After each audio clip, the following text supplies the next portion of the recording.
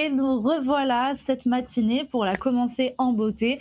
On va tout de suite retrouver une personne qui va venir nous parler de son métier. Donc vous l'avez compris, on va faire un live métier. On en a parlé globalement juste avant. Vous allez voir, on va aborder encore le sujet de la cybersécurité. Je sais que ça en intéresse énormément d'entre vous. Donc n'hésitez pas à mettre un maximum de commentaires pour que ce soit participatif. Ce matin, du coup, qu'est-ce qu'on va voir dans ce live métier? Ça s'affiche juste là. Et c'est parti, on va voir en quoi consiste son métier. Ensuite, on verra le cas concret, quel est son parcours, ce qu'elle préfère, ce qu'elle aime un peu moins dans son métier. Et on terminera sur les clichés et les anecdotes. Encore une fois, n'hésitez pas à mettre un maximum de commentaires. Je vous attends pour pouvoir y répondre au maximum. Et puis, sans plus attendre, on accueille Claire. Bonjour Claire, comment est-ce que tu vas? Bonjour, écoute, je vais très très bien. J'espère que vous allez bien aussi. Oui, bah merci beaucoup d'être avec nous ce matin pour nous parler de ton métier. Déjà, pour commencer, où est-ce que tu es basée en France? Je suis basée à Paris, dans le 16e arrondissement. OK, cool, très bien. Bon, première chose, est-ce que dans ton métier, il y a beaucoup de télétravail ou est-ce que tu dois sans arrêt être dans le bâtiment de ton entreprise? Non, alors je fais beaucoup de télétravail parce que je fais un métier digital et donc le seul objectif, enfin pour travailler, il faut avoir un ordinateur et une connexion. Donc, il y a énormément de télétravail, mais on a aussi beaucoup de proximité avec les gens parce qu'on fait beaucoup d'interactions et de sensibilisation.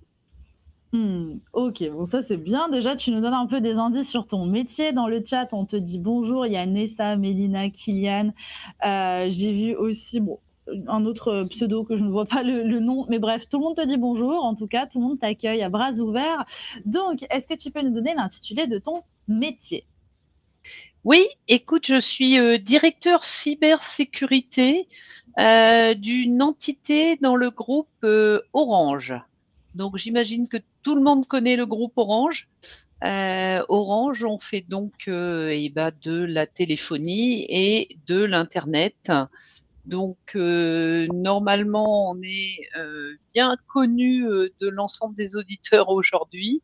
Et donc, je travaille à la cybersécurité pour protéger une des entités de cette entreprise.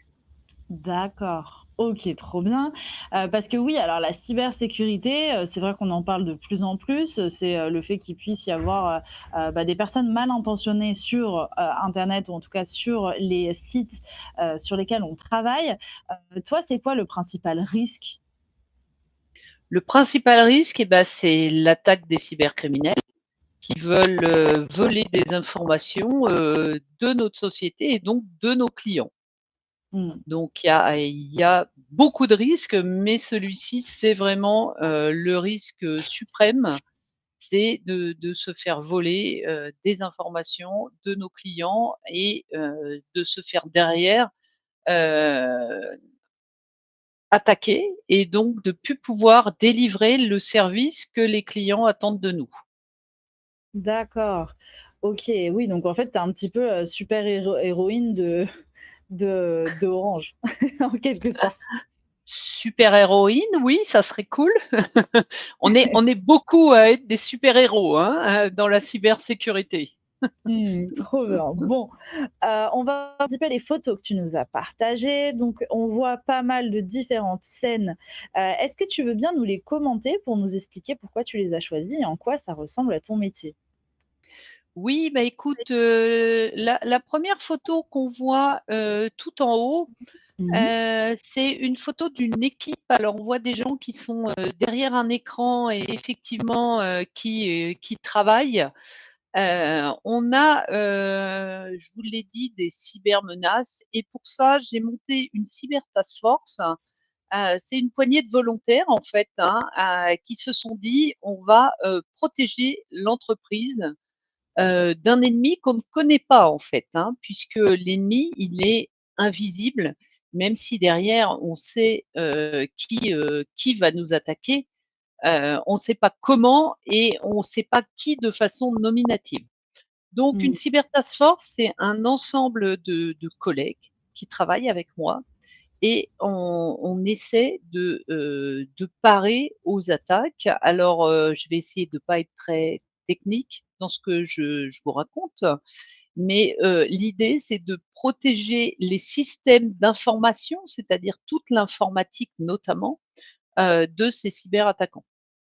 D'accord. Oui, oui, bah, alors là, il y a déjà des questions dans le chat. Tom qui demande quelles sont, vos missions en cybersécurité?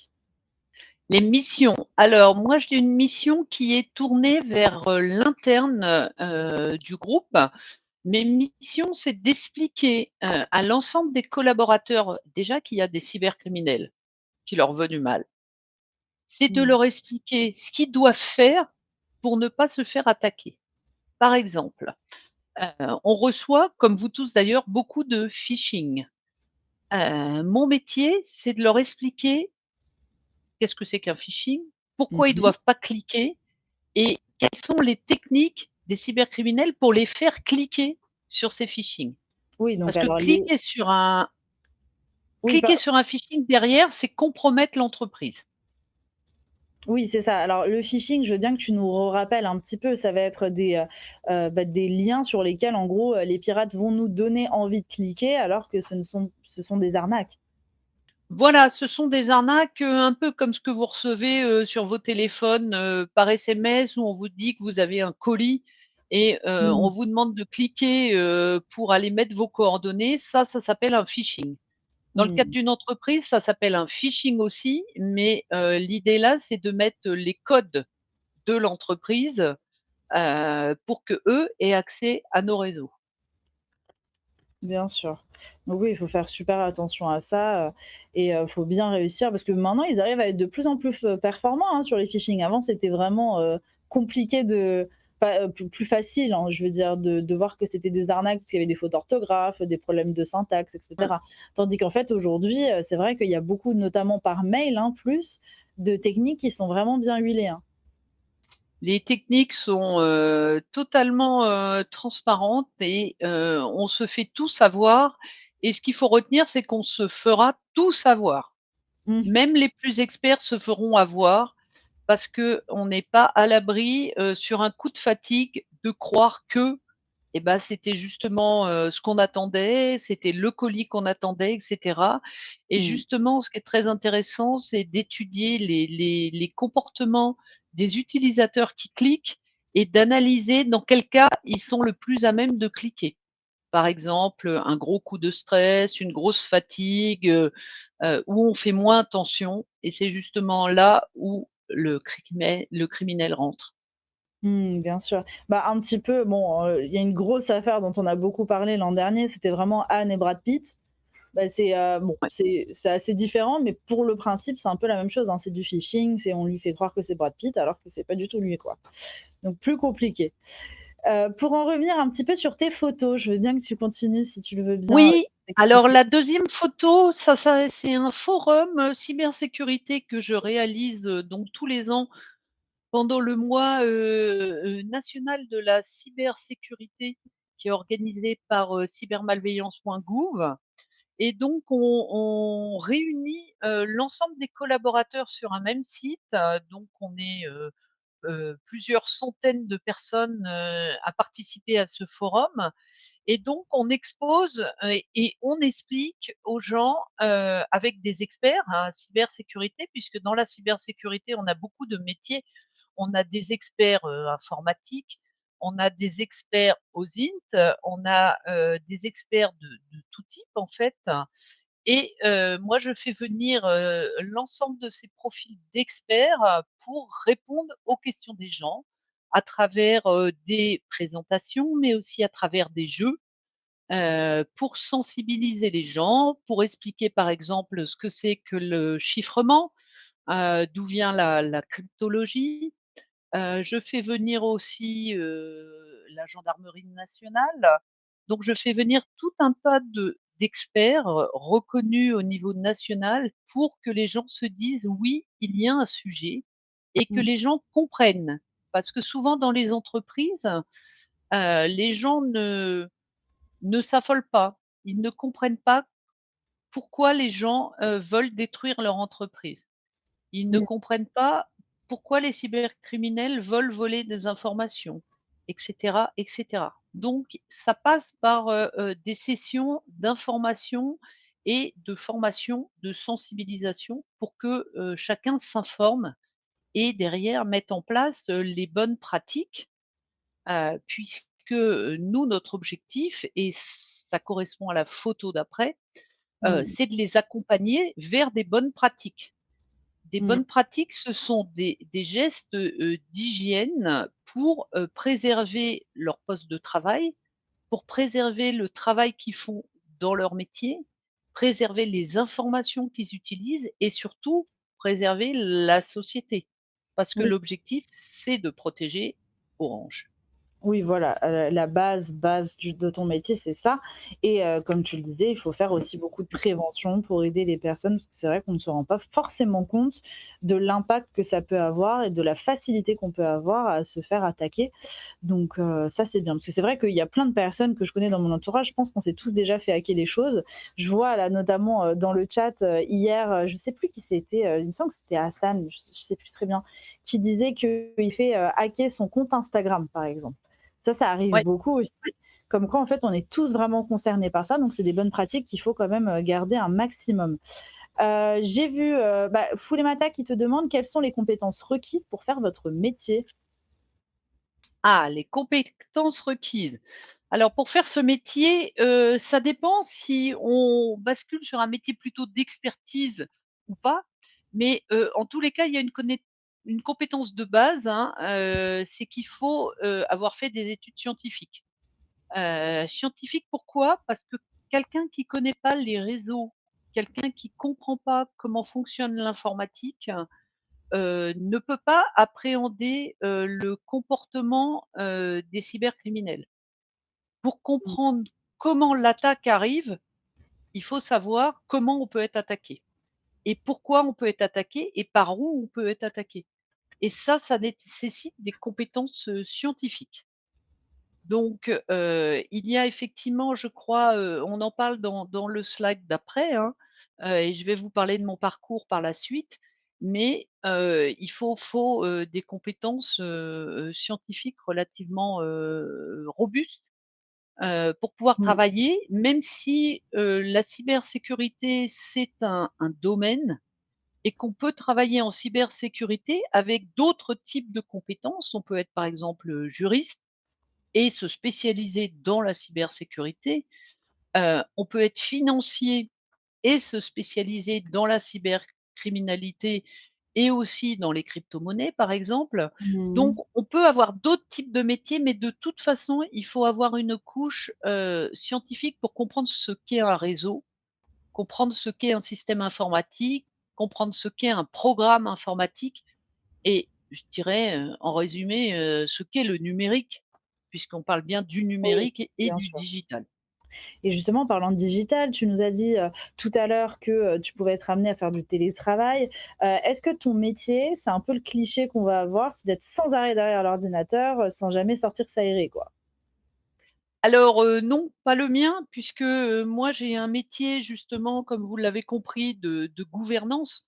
Donc mon métier, c'est d'orchestrer tous ces métiers où les gens sont justement derrière les ordinateurs et c'est pour ça qu'on a mis une photo en bas à gauche, Des ordis? de d'ordinateur. L'ordinateur, c'est la base, mais moi, mon métier, il est surtout en bas à droite avec des Mmh. gens qui discutent parce que mon métier, il est très, très relationnel, puisque, vous comprenez bien que pour expliquer aux gens, déjà, il faut leur parler et je leur fais pas, des posts, je leur fais pas Oui. du digital pour leur expliquer comment le digital va les attaquer. Je leur fais du présentiel et du physique et alors dans le présentiel et le physique, on a aussi et on l'oublie encore, beaucoup, de téléphones, puisque le téléphone, ce sont, 2 êtres, vivants, qui se parlent de vive voix. Donc voilà, on peut aussi se parler par chat, mais il y a des choses qu'on perçoit dans le téléphone qu'on perçoit pas forcément dans un chat. Bien sûr. Non, mais c'est vrai, c'est important de ce domaine aussi, de relationnel pour pouvoir vraiment faire passer aussi, bah, les émotions et puis vraiment pouvoir discuter en tête à tête avec les personnes. Parce que j'imagine que si tu faisais que du visio avec tout le monde, ça pourrait être plus compliqué, dans ton métier après, vu qu'il y a une base quand même, émotionnelle qui est importante. Je vois, dans la photo justement, alors là, ça fait très, film apocalyptique, en bas au milieu là, avec, l'espèce de grosses cloches là. Pourquoi est-ce que tu as Ouais. choisi ça?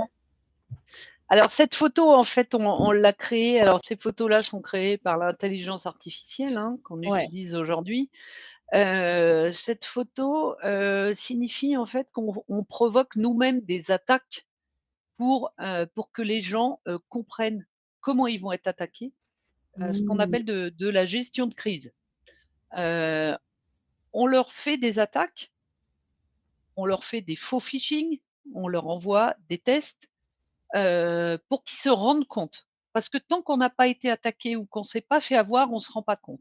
Et Mmh. j'ai envie de dire, il vaut mieux se faire attaquer et se rendre compte qu'on s'est fait attaquer et se dire: «Mince, eh ben, je suis mal», que de se faire attaquer vraiment et là, on peut plus se dire: «Mince, je suis mal», enfin, on Ouais, peut la se le panique. dire, mais Mmh. là, c'est trop tard. On fait quoi? On fait ce qu'on appelle des pen tests sur les systèmes pour voir la robustesse des systèmes. On fait de crise, et on explique aux gens qu'il faut s'entraîner. J'ai envie de dire, c'est un peu comme, les secouristes. Les secouristes, ils s'entraînent à sauver des gens, Mmh. en vrai, parce que le jour où ils ont quelqu'un à sauver, s'ils l'ont jamais fait, ils sauront pas comment faire. Mmh. Et ben, nous, Ouais, non, c'est c'est vrai, pareil. ça provoque. Mmh. Parfait, Nous, bon on ça est c'est chouette. Donc ça veut dire que les personnes aussi doivent être formées à, bah, à attaquer aussi, passer, changer de rôle au lieu d'être en sauveur, d'être en hiker? ah non, pas du tout, pas du Ah, tout. Les personnes sont toujours victimes, mais on veut que ce soit des victimes qui ont conscience que si elles se font attaquer, c'est pas grave parce qu'elles ont prévu qu'elles pouvaient être attaquées. oui. Ça veut dire quoi? Ça veut dire que, ça leur fait prendre conscience, de ce qu'il faut faire quand il faut être attaqué déjà et ça leur fait prendre conscience aussi de ce qui est important dans leur métier à sauvegarder. Est-ce Mmh. que je dois faire des sauvegardes de mes fichiers? Est-ce que je dois faire attention, pas mettre mes mots de passe, n'importe où?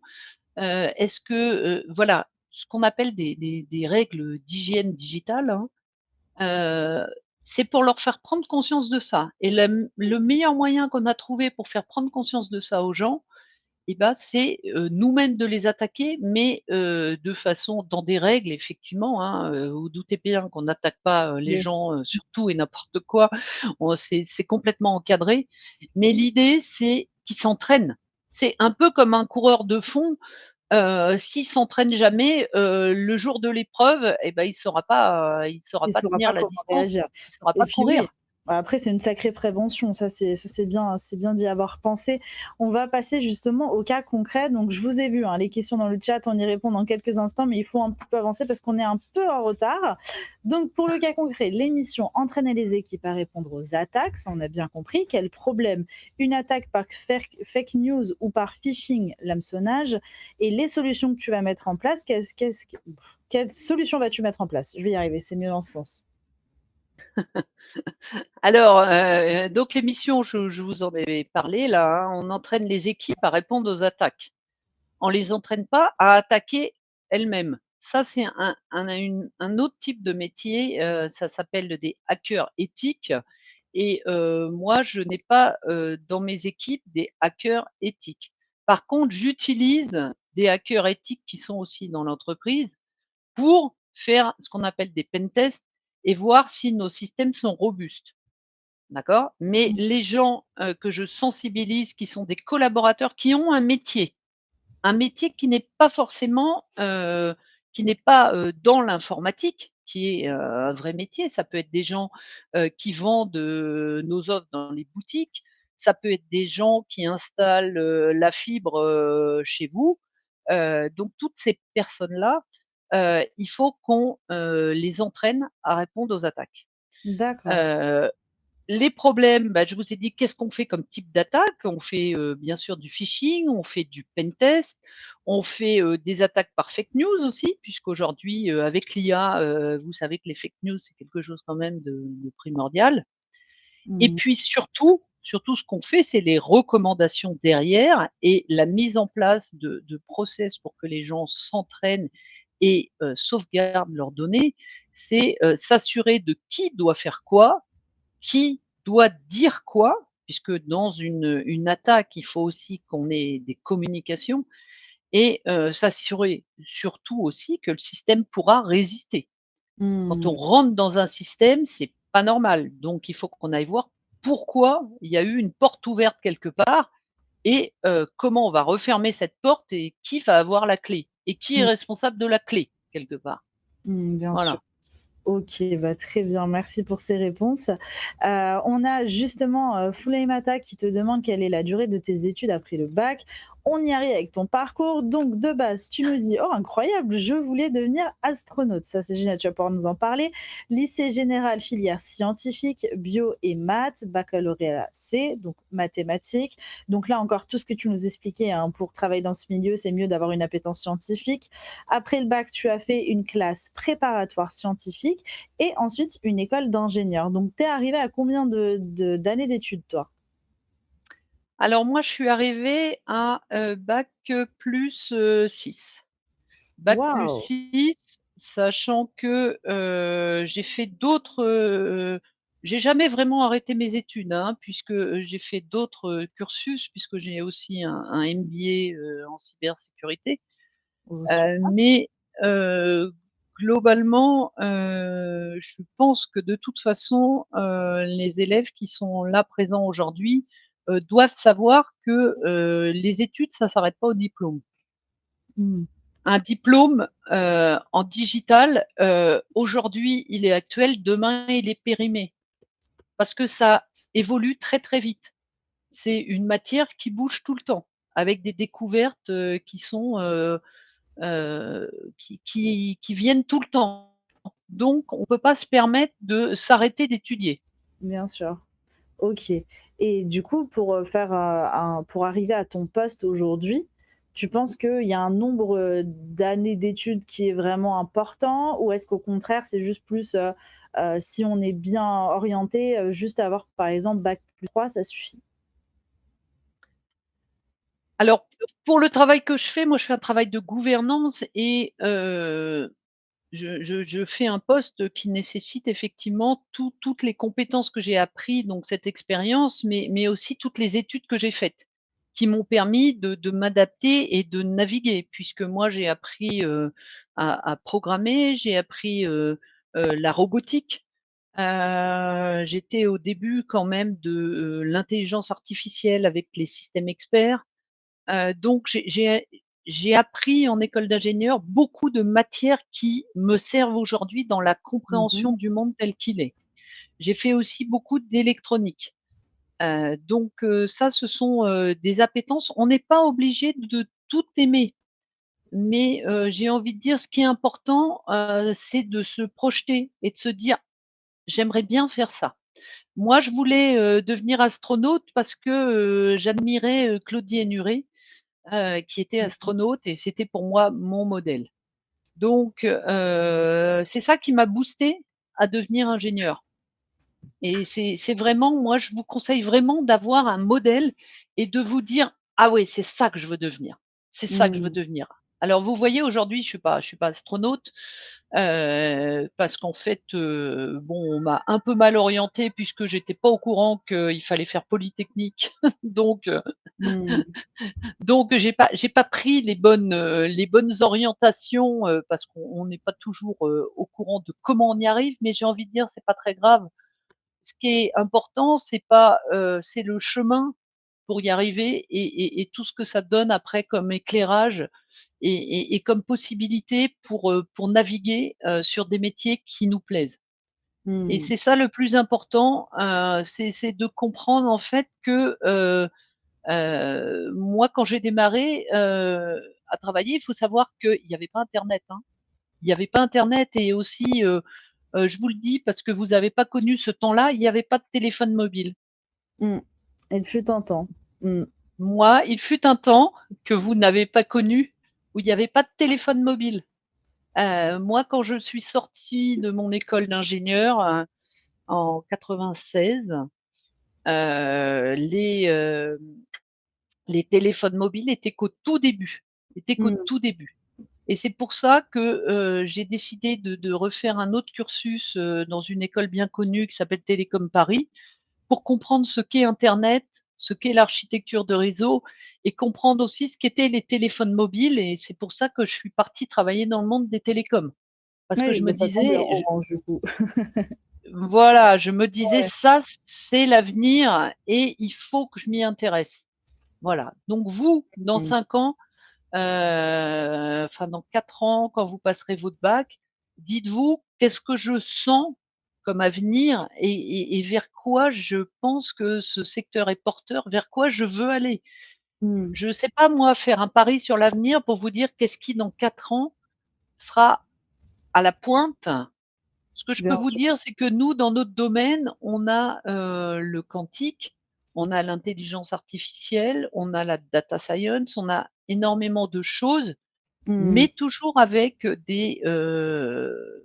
un côté plutôt, scientifique, puisque moi, c'est ce que je connais le mieux, en tout cas. Bien sûr. Bah, merci pour cette réponse. Du coup, on te demande si c'est possible d'avoir, ton salaire net par mois en début de carrière? Le salaire alors, le début de carrière est C'est très possible, loin t'inquiète, hein. et en plus, on n'était pas en euros à l'époque, on était en francs.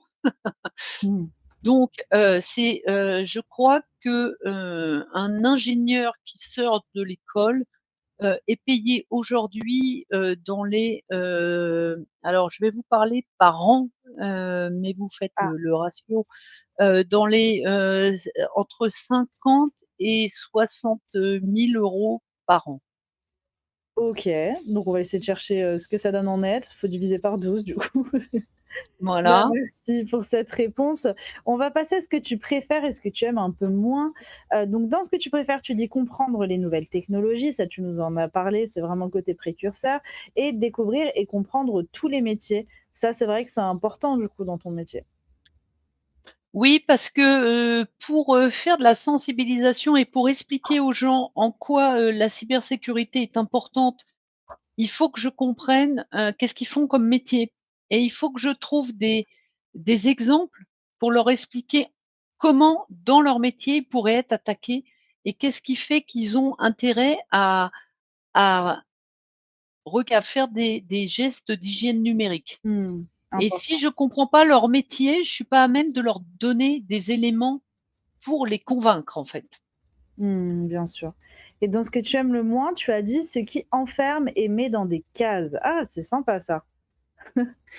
Oui, parce que, c'est pas parce qu'on n'a pas fait des études, de sciences qu'on peut pas en faire. Mmh. On peut faire des études tout au long de sa vie. C'est pas parce qu'on n'aime pas les maths qu'on peut pas faire des sciences, et cetera, et cetera. Il faut pas être enfermé et se dire, «Je suis nul en maths, donc je ferai rien, je ferai pas des sciences». Alors ça, c'est quelque chose que j'entends souvent, quand je vais dans des forums d'école, «Mais je suis nul en maths», mais personne n'est nul en maths. On n'est pas nul en maths parce que les maths en soi, il y a tellement de choses différentes en maths, il y a de la géométrie, il y a de l'algèbre, il y a plein de choses. Oui, oui, il y a On peut plein de pas différents. on peut pas être nul dans tous ces domaines-là. Ils n'ont rien à voir. Mmh. C'est comme si vous dites, j'aime pas, Bah, oui, la cuisine l'ensemble des française. plats qu'on me sert dans les restaurants. Non, c'est pas vrai. Vous pouvez pas détester tout ce qu'on vous sert dans un restaurant. Il y a forcément des choses pour lesquelles vous avez plus d'appétence. Et ben, les maths, c'est le restaurant. Il y a plein de choses différentes. Donc on peut pas dire: «Je suis nul en maths», c'est pas possible de dire ça et dire Mmh. ça je trouve que, ça enferme dans une case, puisque les gens se rassurent en se disant: «Mais je suis nul, alors je ferai pas ça» et je dis: quel dommage, parce qu'il suffit juste, d'une part, de trouver quelqu'un qui nous explique bien le truc qu'on n'a pas compris et d'autre part, de s'y mettre et de décider qu'on va devenir bon. Mmh. Et devenir bon, c'est quoi? Et ben, c'est juste de trouver un rôle modèle, une inspiration qui fait qu'on se dit: «Ah bah ouais, je veux être comme ça Mmh. et dites-moi ce qu'il faut que je fasse pour devenir comme ça, je le ferai et donc je vais y arriver puisque de toute façon je veux devenir comme ça». Et quand on Bien veut sûr, quelque chose et ben, on y arrive. on D'ailleurs, peut quand le vous faire. demandez quelque chose à vos parents, vous mettez tout en place pour que vos parents vous le donnent. Donc de toute façon, les sciences, c'est exactement pareil. OK, très bien. Il y a Tom qui te demande, est-ce que vous vous souvenez de la première cyberattaque contre Orange que vous avez défendue? La première cyberattaque, alors moi je, ne défends pas les cyberattaques en direct, d'accord?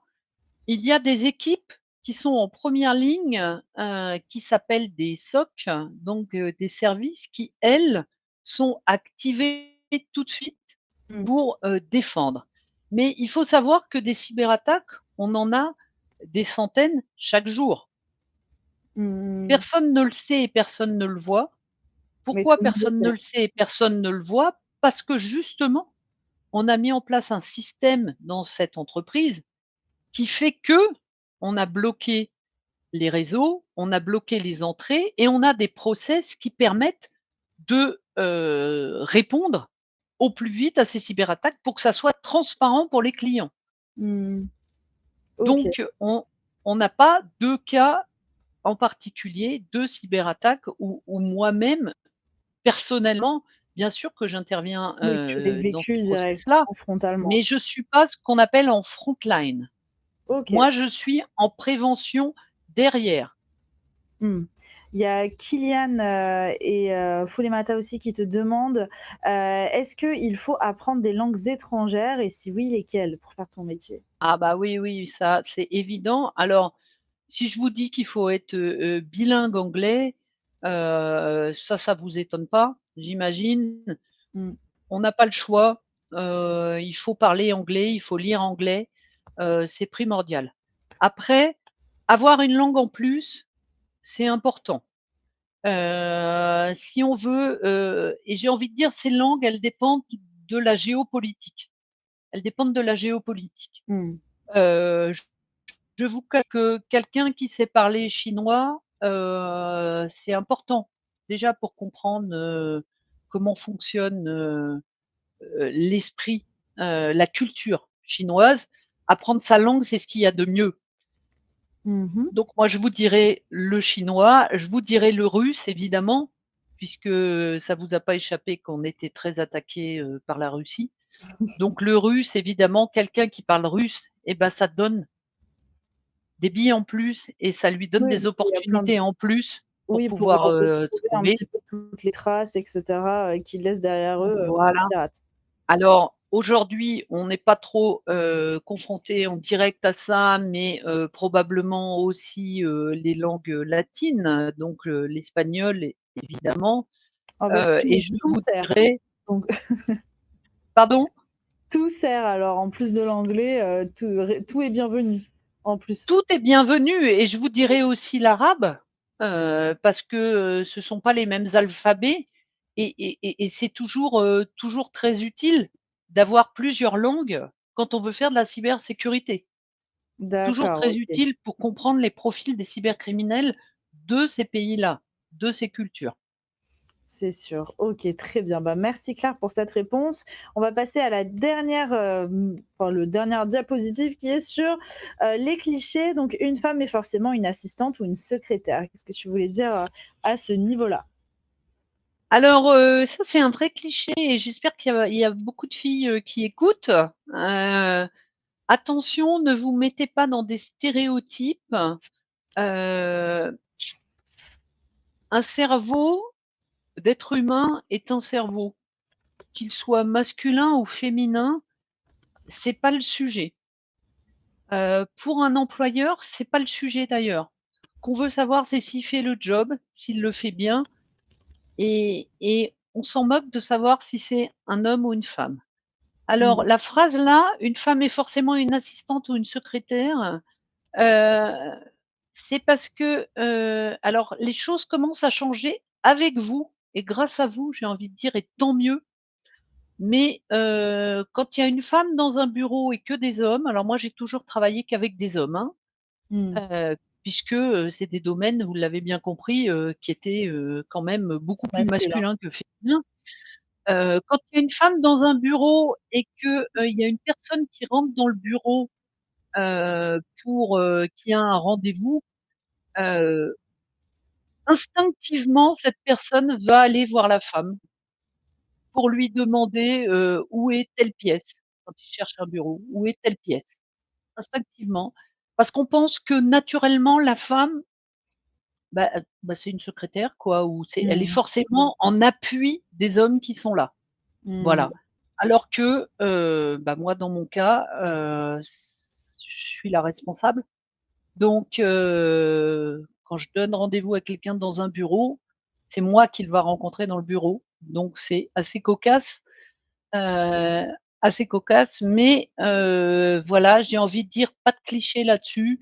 Ne vous mettez pas des choses comme ça en tête. Surtout faites très attention aux réseaux sociaux qui clivent les gens, qui donnent des rôles de comment devrait être la femme, comment devrait être l'homme.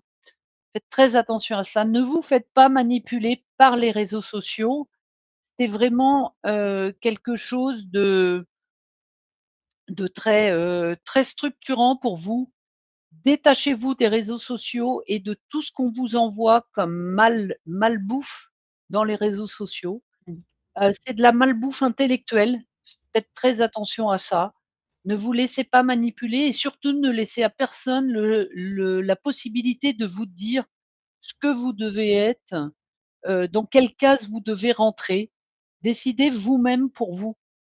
Vous avez pas besoin que les gens vous donnent des choses. Ou alors ne prenez que ce qui est bon, que ce qui vous semble bon. Mmh. Laissez Très de bien. côté ce qui vous semble pas pertinent.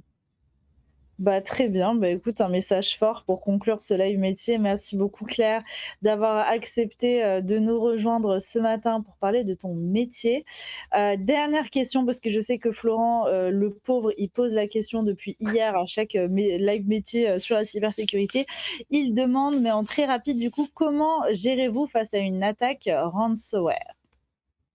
Alors les ransomware, c'est très simple, on a interdiction, de payer quoi que ce soit et tant mieux. Puisque, un ransomware, c'est, un groupe de cybercriminels qui vole de l'information et qui veut, de l'argent pour rendre cette information. Mmh. Heu, Comment on gère? Et ben, si on a fait tout le travail en amont, si on a protégé nos fichiers. Je vais prendre un exemple dans votre maison. Un ransomware, c'est quelqu'un qui rentre chez vous, qui prend la clé de la maison et qui vous dit: «Si tu me donnes pas, 100 balles, je te rends pas ta clé, tu peux plus rentrer chez toi». Mmh. OK? C'est ça un ransomware. Si vous avez fait ce qu'il fallait, ce qu'on appelle l'hygiène numérique, vous avez mis une clé ailleurs. Donc vous dites: «OK, très bien, tu m'as piqué ma clé, je déclare, je vais à la police ou à la gendarmerie, je dis que tu m'as piqué ma clé, mais moi j'ai une clé dans la poche. Donc maintenant, tu t'en vas, je veux plus entendre parler de toi. Moi, je rentre avec ma clé dans la maison, je change ma serrure et l'histoire est bouclée». Si j'ai pas mis de clé en backup à l'extérieur, alors là, je suis coincée. Mmh. Mais ce qu'il faut savoir, c'est que souvent, les gens qui font des ransomware, ils disent qu'ils vont vous rendre les informations, mais comme ils maîtrisent très mal l'informatique ou très mal les codes, ils vous rendent de l'information qui est, pas réutilisable. Donc, c'est comme si ils sabotent votre maison, en fait, et vous rentrez, en fait, ils ont détruit l'intérieur. Donc après, bah, il faut tout remettre en place et ça prend du temps et il y a beaucoup d'entreprises qui coulent à cause de ça, parce qu'elles ont eu des ransomware, qu'elles n'avaient pas protégé leur maison, puisqu'elles n'avaient pas mis des bonnes serrures, qu'elles n'avaient pas fait de copie de leur clé de serrure pour pouvoir ouvrir au cas où et donc qui peuvent d'une part plus rentrer dans la maison et que quand on leur a rendu la clé, elles ont payé, quand on alors qu'elles n'ont pas le droit de payer, quand on leur a rendu la clé, en plus, elles retrouvent leur maison qui est toute sabotée. Voilà. Tout Mmh. ça pour vous dire que, le ransomware, c'est une vraie problématique, mais ça se prévoit un ransomware. Il faut prévoir qu'on va être attaqué. D'où là, je reboucle avec le début de ma présentation, Mmh. expliquer aux gens et faire des fausses attaques pour qu'ils sachent comment réagir et qu'est-ce qu'ils doivent faire en amont pour limiter les risques s'ils sont attaqués. Mmh. Oui, oui, bah, totalement. Bah, là, on c'est bien, ça fait une belle, conclusion à tout ça. La boucle est bouclée. Bah, super. Bah, écoute, Claire, en tout cas, ça nous a ouvert totalement au métier de la cybersécurité.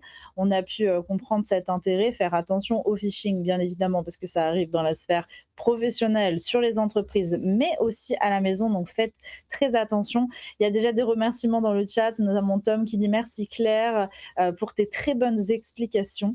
Donc voilà, j'espère que tu as passé un bon moment. Eh ben, merci à vous. J'aurais bien aimé vous voir. Peut-être la prochaine fois, j'aurai le droit à une image de qui vous êtes.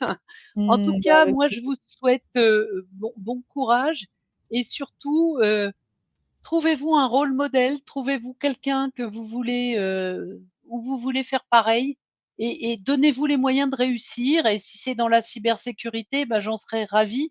On a besoin de beaucoup d'intelligence comme vous et de beaucoup de jeunes pour faire face ensemble à tous les cybercriminels qui, je vous le rappelle, sont partout dans le monde et on a besoin de nouvelles forces dans ce métier. Voilà. Bah, merci beaucoup Claire, on n'oubliera, pas ton passage et tes conseils. Donc, vous le chat, on se retrouve après 10 minutes de pause pour un second live métier, cette fois-ci animé par David.